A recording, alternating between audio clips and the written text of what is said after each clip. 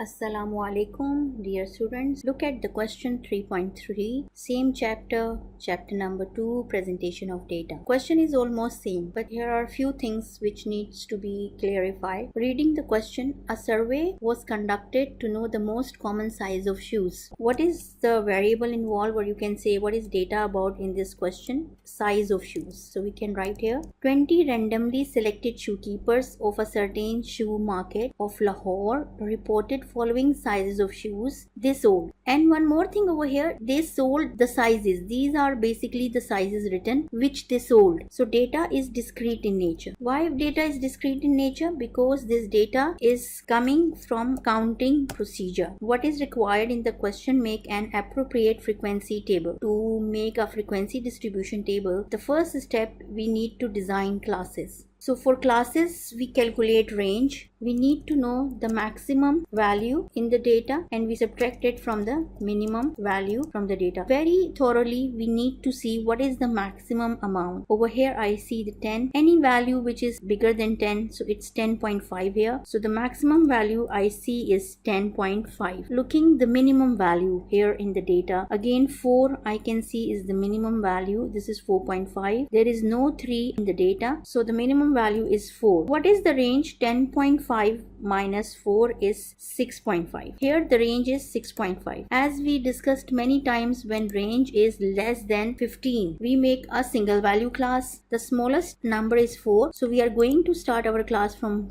4 and we will end on 10.5. Interval is not given in this question. If we look at the data, we see the standard gap between every value. Look, this is 5, 5.5, 5, then 6, 6.5. We see the standard gap of 0.5, 0.5. So we can give the gap of 0.5. We can write the next value 4.5 and the next 4.5 plus 0.5 is 5. The next class, we can write the next class 5.5. So 0.5 is the standard gap. We can make the classes till 10.5. Let's say if there is no standard gap of 0.5 in the data, in that case we use one formula. Now let's say if we have not a standard gap between values, then we will find the class width with one formula, which I'm going to write here. But currently right now in this question, we don't need that formula. But for your future reference, I'm writing over here. Formula consisting of two steps. The first step is to calculate C, which is the number of classes denoted by C. How we will calculate it? C is equal to 1 plus 3.3 logarithm of total number of values, which is n. How we get total number of values? We need to count each value in the question. In this question, if I count 4, 5, 5.5, these all values, so I get here n, which is 50. So now keeping the values in the formula, 1 plus 3.3 logarithm of n. Over here n is 50. Now using the calculator, use your scientific calculator, write 50 log. What is the log 50? It is 1.69. Multiply it by 3.3. So what is the answer? It is 5.6. Now add 1 in 5.6. By adding 1 in 5.6, we get the value of C is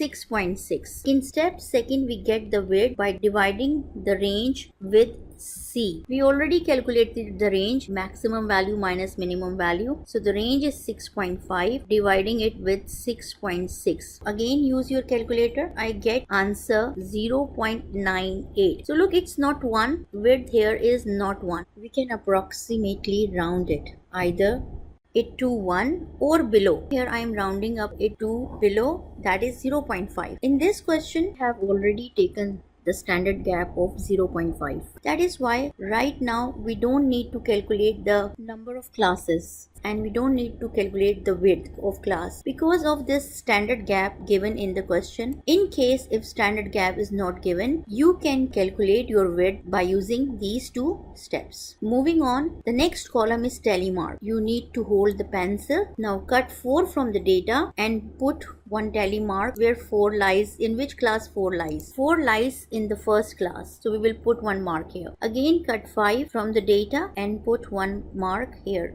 This is the class 5. Now cut 5.5. Mark will come here because this class is 5.5. This value lies in this class. The next value in the data is 5. So cut 5 with the pencil and put a mark over here. In the similar way, complete all your tally marking. Here I completed all the tally marking. And how many marked in this first class? 1, So the frequency of this class is 1. Similarly, in this class there are 3 marks, so frequency of this class is 3, and so on. In the end, we denote the total number of frequency by Greek letter, that is sigma, which denotes sum of all values. Here we are going to sum all the frequencies. That is why we have written sigma f is equal to 50. And this is the end of the question. I hope you understand.